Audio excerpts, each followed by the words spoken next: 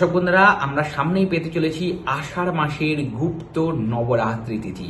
মাতৃ আরাধনার বিশেষ সুযোগ লাভ হয় এই তিথিতে। বন্ধুরা, এই সময় করা বিশেষ কিছু প্রয়োগ আমাদের জীবনটা বদলে দিতে পারে। এমন কিছু প্রয়োগ যেগুলো গোপনে করতে হয়। তন্ত্র সাধনার বিভিন্ন রকমের প্রয়োগ এই সময় করা হয়, কিন্তু আমরা যারা সাধারণ মানুষ, আমরা যারা সাংসারিক জীব, তারা এই সময় কি উপায় করতে পারি যেটা আমাদের জীবনের বিভিন্ন রকমের সমস্যা থেকে আমাদের নিস্তার দিতে পারে, বাস্তু দোষ কাটাতে পারে এবং তার সাথে সাথে আমাদের নির্দিষ্ট যদি কোনো মনস্কামনা থাকে সেটা মায়ের কাছে পৌঁছে গিয়ে আমাদের সেই মনস্কামনা দ্রুত পরিপূর্ণতা লাভ করতে পারি। কি সেই উপায়, সেই বিষয়ে আজকে আলোচনা করব। আমি আচার্য ঋত্বিক চক্রবর্তী, সহজ ভাষা ধর্মকথার এই নতুন পর্বে আপনাদের সকলকে জানাই সুস্বাগতম। বন্ধুরা, সহজ ভাষা ধর্মকথায় আমরা প্রতিনিয়ত এই ধরনের উপস্থাপনাগুলি তুলে ধরি যেগুলো হাতের কাছে থাকা দ্রব্য দ্বারাই আমাদের জীবনের বিভিন্ন রকমের জটিল সমস্যার সহজ সমাধান আপনাদের হাতের কাছে তুলে ধরে। তাই অবশ্যই এই চ্যানেলটাকে সাবস্ক্রাইব করে পাশে থাকা বেল বাটনটা ক্লিক করতে কিন্তু ভুলবেন না। বন্ধুরা, এই বছর আষাঢ় মাসের যে নবরাত্রি তিথি আসতে চলেছে সেটা 6 তারিখ থেকে শুরু হবে এবং 16 তারিখ দশমী তিথি চলবে।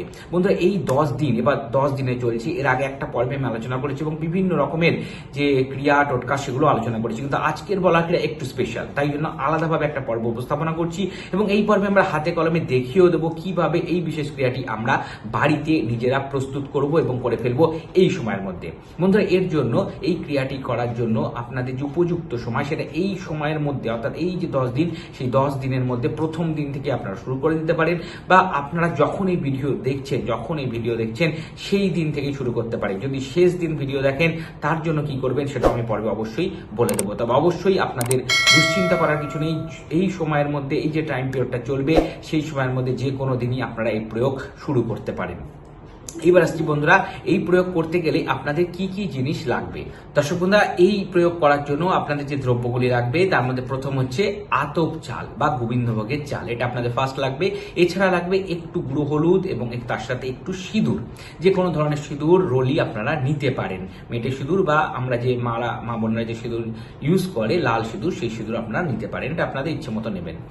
এছাড়া লাগবে 5টা লবঙ্গ এবং লবঙ্গের মধ্যে অবশ্যই ফুল থাকতে হবে, অর্থাৎ উপরের যে গোটা অংশ, গোল মতন অংশটা থাকে সেটা যেন থাকে, এটা একটু খেয়াল করে নিয়ে নেবেন।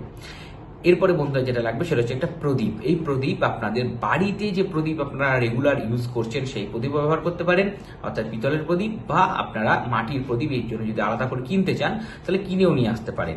পোলতে যেটা হবে, প্রদীপের যে সলতেটা যেটা হবে সেটা হবে রেড কালার, লাল বর্ণের। এটা আপনারা লাল বর্ণের যে পোলতে সেটা কিনতে পাওয়া যায় দশকর্মা দোকানে সলতেটা। যদি না পান, আপনাদের কাছে না অ্যাভেলেবেল থাকে, তাহলে সেই ক্ষেত্রে আপনারা কি নেবেন, আপনারা যে হাতে বাঁধে যে সুতোটা, রলি সুতো বলে, সেটা আপনারা নিতে পারেন, বা আপনারা নিতে পারেন যেটা আমরা বিভিন্ন কার হিসাবে ব্যবহার করি, লাল কার, সেটা আপনারা নিতে পারেন। সেটাকে আপনারা পেঁচিয়ে নিয়ে পোলতে হিসেবে ব্যবহার করতে পারেন। তাহলে লাল রঙের পোলতে কিন্তু নিতে হবে। এরপরে বন্ধুরা, যদি চান এটাকে, এই যে তেলটা, এই তেলটা আপনারা তিলের তেল ইউজ করতে পারেন, বা আপনারা সর্ষের তেল ইউজ করতে পারেন, বা ঘিও ইউজ করতে পারেন, এবং এর ওপরে 2টো লবঙ্গ দিয়ে আপনারা এটাকে জ্বালাবেন। এবার কিভাবে এই প্রয়োগটা সম্পূর্ণ করব বন্ধুরা, এরপরে আমরা এই যে আতপ চালটা তার সাথে আমরা হলুদ এবং সিঁদুরটা মিশিয়ে নেব। মিশিয়ে নিয়ে একটা পাত্রের মধ্যে, সেটা হতে পারে কাঁসার পাত্র, পেতলের পাত্র, তামার পাত্র, বা আপনাদের স্টিলের পাত্র হলেও কোনো সমস্যা নেই। ক্ষেত্রে আপনারা নিলেন একটা ঠাকুরের যে পাত্র, তার মধ্যে নিলেন এবং ওটাকে মিক্সড করে নিয়ে আপনারা ওই চালটাকে ওই প্লেটের মধ্যে রাখবেন। রেখে ওই যে লবঙ্গগুলো, 5টা লবঙ্গ ঠিক যেভাবে স্ক্রিনে দেখাচ্ছি আমি, 4 দিকে 4টে এবং মাঝখানে একটা দিয়ে রেডি করে নেবেন, এবং তারপরে ওই প্রদীপটা ওর উপরে রেখে দেবেন।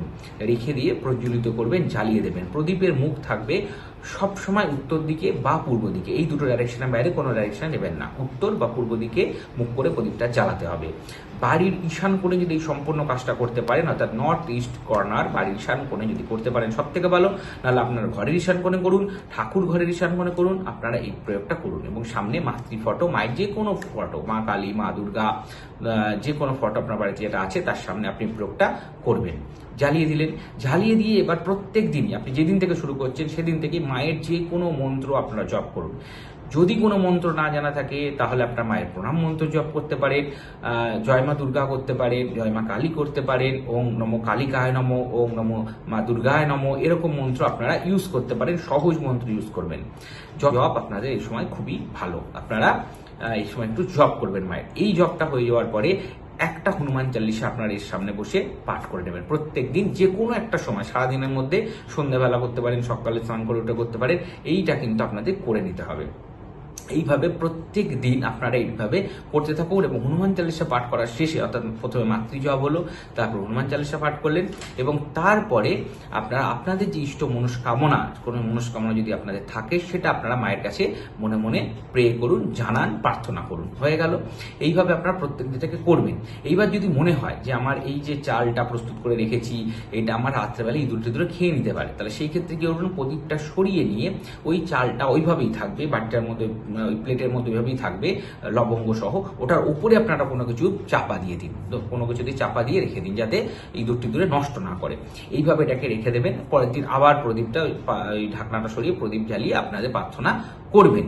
এইভাবে আপনারা যদি চান যে সকাল বিকাল দুবেলা করুন, কোনো সমস্যা নেই, সকাল বিকাল দুবেলাও করতে পারেন।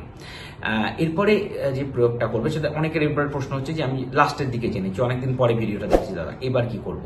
বন্ধুরা ধরুন শেষের দিকে দেখেছেন তাহলে, বা লাস্ট দিকে দেখেছেন, তাহলে কি করবেন, সেদিনকে আপনারা জবটা একটু বেশি মাত্রায় করবেন। অর্থাৎ আপনি যদি চেয়েছিলেন যে 108 করে আমি জবটা করবো, তাহলে 9 দিনের বা 10 দিনের যে জবটা, যতদিন আপনার মিস গেছে একদিনই সেই জবটা করবেন এবং হনুমান চালিসাও ঠিক ততগুলো পাঠ করে নেবেন যতগুলো দিন আপনার মিস হয়ে গেছে, পাঠ করে আপনি এটাকে কমপ্লিট করে নেবেন। এবার শেষ দিন, দশমীর দিন আপনারা কি করবেন, 16 তারিখ দশমীর দিন কি করবেন, দশমীর দিন আপনারা এই যে লবঙ্গগুলো নিয়ে নেবেন, নিয়ে আপনারা বাড়ির বাইরে চলে যাবেন, একটা সামনে, একটা পেছনে, একটা ডান দিকে, একটা বাঁ দিকে এবং একটা মাথার উপরে ছুড়ে দেবেন। চলে আসবেন বাড়িতে, চলে এসে ওই যে চালটা ছিল, চালটা একটা লাল রঙের কাপড়ের মধ্যে নিয়ে নেবেন এবং তার মধ্যে একটা কাঁচা টাকা, অর্থাৎ একটা টাকার কয়েন রেখে দেবেন। রেখে ভালো করে পুটলি করে আপনারা যেখানে টাকা পয়সা রাখেন, ক্যাশ বাস্ক ইত্যাদি, তার মধ্যে রেখে দেবেন। যদি দোকানের জন্য করতে চান দোকানেও রাখা যাবে, কোনো সমস্যা নেই। এইভাবে আপনি এটাকে রেখে দেবেন। আর প্রদীপটা যেটা আছে, প্রদীপটা আপনার রেগুলার ইউজ করুন, কোনো সমস্যা নেই, বা প্রদীপটা ধুয়ে আবার পরবর্তী সময় ব্যবহার করুন। আর যদি মাটির প্রদীপ ইউজ করে থাকেন তাহলে ওটাকে জলপ্রবাহ করে দিন। হয়ে গেল। এবার 1 বছর পরে আবার যখন আষাঢ় মাসের এরকম গুপ্ত নবরাত্রি তিথি চলবে, এই প্রয়োগটা আবার করবেন এবং নতুন করে যখন চাল রাখবেন, আগের যে চালটা আপনি রেখেছিলেন সেই চালটা গাছের গোড়ায় বা জলপ্রবাহ, অর্থাৎ কোনো নদীতে, পুকুরে আপনি জলে দিয়ে চলে আসবেন। আর ওই যে 1 টাকার কয়েনটা ছিল ওইটা আপনি ঠাকুরের কোনো কাজে লাগিয়ে দিন। অর্থাৎ দেখা গেলো ঠাকুরের কোনো জিনিস কিনতে গেছেন, সন্দেশ, মিষ্টি, ফুল, এই সময় এটাকে কাজে লাগিয়ে দেবেন, ঠাকুরের জিনিস কেনার জন্য কাজে লাগাবেন। এইভাবে সুন্দরভাবে যদি এই প্রয়োগটা আমরা করতে পারি তাহলে আমাদের জীবন থেকে বিভিন্ন রকমের যে নেগেটিভিটি সেটা কাটবে, বাস্তু দোষ আমরা কাটাতে পারবো এবং তার সাথে সাথে নির্দিষ্ট মনস্কামনা পূরণ হবে এই গুপ্ত নবরাত্রির এই বিশেষ প্রয়োগে। এবং সবসময় চেষ্টা করবেন একটু একান্তভাবে, একটু আলাদাভাবে এই প্রয়োগগুলো করতে, বেশি সংখ্যায় যেন লোকজন জানাজানি না হয়ে যায় সেই বিষয়ে কিন্তু একটু খেয়াল রাখবেন যে আপনি এই প্রয়োগটা করছেন। একটু আলাদাভাবে করার চেষ্টা করবেন, একটু আড়ালে করার চেষ্টা করবেন। অবশ্যই ঠাকুর ঘরেই করুন, এরকম বিষয় নেই যে ঢেকে ঢুকে করতে হবে, নিজের থেকে কাউকে বেশি জানাজানি বা ঢাকঢোল পিটিয়ে কিছু করার দরকার নেই এই সময়ের মধ্যে। এই সুন্দর প্রয়োগগুলো আশা করি করতে আপনাদের কোনো কষ্ট হবে না এবং প্রয়োগটা আপনাদের যথেষ্ট ভালো লেগেছে। যদি ভালো লেগে থাকে তাহলে অবশ্যই একটা লাইক আমাকে উৎসাহিত করুন এবং সহজ ভাষায় ধর্মকথা এরকম আরও পর্ব পেতে সহজ ভাষায় ধর্মকথাকে সাবস্ক্রাইব করুন, পাশে থাকা বেল বাটনে ক্লিক করুন যাতে পরবর্তী ভিডিও নোটিফিকেশনগুলো আর মিস না হয়ে যায়। আর বন্ধুরা, আমাদের একটা ফেসবুক পেজও আছে সহজ ভাষায় ধর্মকথা, ওখানে হিন্দু ধর্মের বিভিন্ন রকমের মন্ত্র, পুজো নিয়মিত আলোচনা হয়ে থাকে। যদি সেটা আপনাদের দেখার প্রয়োজন হয় তাহলে অবশ্যই ফেসবুক পেজটাকে একটা লাইক দিয়ে রেখে দিন। আর আজকের পর্ব বেশি বেশি করে বন্ধুদের সাথে শেয়ার করুন, সকলকে জানতে সাহায্য করুন। সকলে ভালো থাকবেন, সুস্থ থাকবেন, দেখা হবে পরবর্তী পর্বে। জয় মা।